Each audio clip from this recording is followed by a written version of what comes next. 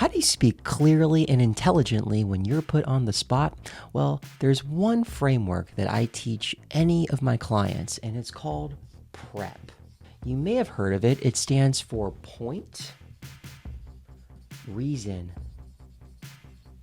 example, point. And when you have a framework that you can follow as you're speaking, you're not going to get lost with your words. And more importantly, it'll be much easier for your audience to follow along. So let me demonstrate how you can use this framework. Let's say that an executive were to put you on the spot and say, can you tell me what are our partner priorities for this coming quarter? So here's what you would do. The first thing you would do is you would pause. Okay? You would pause and you would look up, not down, but look up. Do not say a word. I do not want you to say no fillers. And I want you again to show that you're confident, that you're being thoughtful, which is why you're looking up rather than looking down. And then as you're nodding your head, I want you to paraphrase the question back at them. So you could say, what are our partner priorities this quarter? And you could ask that question rhetorically. But what you're doing is you're buying yourself time in case you're not comfortable with the silence to then gather your thoughts. And here's what you're doing when you're gathering your thoughts. Gather thoughts and compile what we call BLUFF. BLUFF is an acronym, and it's a military communications acronym that stands for bottom, line, up, front.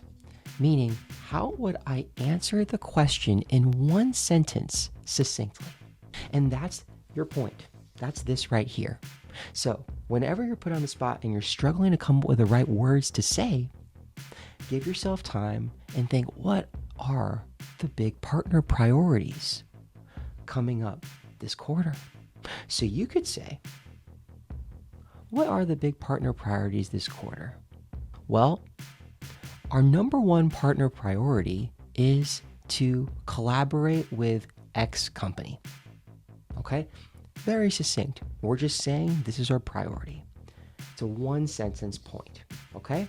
The next thing we do is we then say the reason. Right? We're here. Now, how can we keep this reason tight in one or two sentences? What you can do after you've given, so this is the BLUFF, right? That's the second point. The third is what you should do is come up with that reason. And that reason, again, one or two sentences, you can signpost it. So what do I mean by signpost? Signpost means that you can start by saying the reason why, and that just cues your audience what they're about to hear next. It serves as an intriguing preview. The reason why Company X is our number one partner priority is that they offer us the most reach. They are highly in demand by our customer base, and they give us great strategic leverage. So notice that I'm giving the reason as tightly as I can. I know all this information, but I'm also slowing down, enunciating each word, and feeling in control. Okay, so when you give that reason, we now segue to the example. And the example can be either a data point, an anecdote, or both. And the idea behind the example, again, you don't always have to use it, but it's quite helpful, is that it activates both the left and right side of your audience's brain, right? Because when you are giving a data point, it clearly appeals to their logical, their rational side. When you give them a story, it appeals to their emotional side. So in this particular example, I might elaborate a little bit. So I started off by saying, our top partner priority this upcoming quarter is with Company X. The reason why we are prioritizing this partner is because they have the biggest reach, they are in most demand from our customer base, and they offer us strategic leverage. An example of why this is so important to us, this particular partner, is we had Company Y, one of our biggest clients, struggle using our own software because he was spending over an hour trying to utilize it to his advantage. And we furthermore saw that this was hurting our retention with that particular account. They were churning massively, and we were losing more than $300,000 in ARR to that particular account. So if we were able to shore up our partnership with partner X and deliver a product that could solve his particular needs, we would be on track. And this is one of the key examples of many of our customers who have been struggling with this workflow. Okay, that's the example. Notice what I did. I incorporated a small story about a key account, and I gave a quantitative data point around the amount of annual recurring revenue that we would be churning. So then once you give the example, you then wrap it up with your point.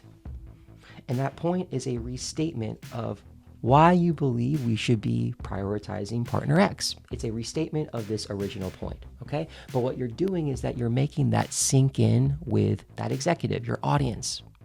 Now, once you've done all of that, the question becomes, what do you say next? Well, what is a key part of this framework is the S. And this is something that not everyone does, but it goes from helping you go from good to great.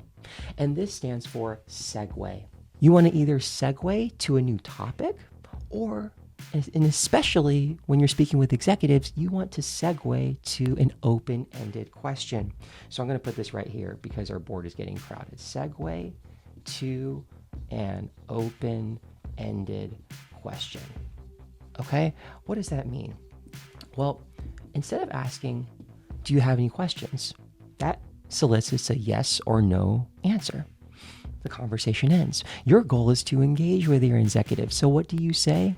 You end up saying a question that starts with what, how, or why.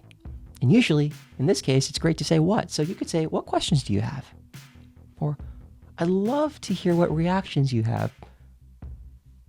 Where's your mind at? Where's your mindset? What are you feeling? What's your reaction? I love your feedback. I'd be happy to address any of your points. What questions do you have? You see how that naturally turns it back onto them? They can ask wherever they want, and you can go into more detail directly answering their question, again, using this framework. That's the beauty. You can just follow along, make sure that your sentences match up to the framework. And when you do this, I promise you'll come off as more confident, more credible, and frankly, more in control. So if you can use this framework the next time that you're put on the spot, asked a question that you don't immediately know, remember, give yourself time and follow this formula right here. Let me know what you think. Thanks.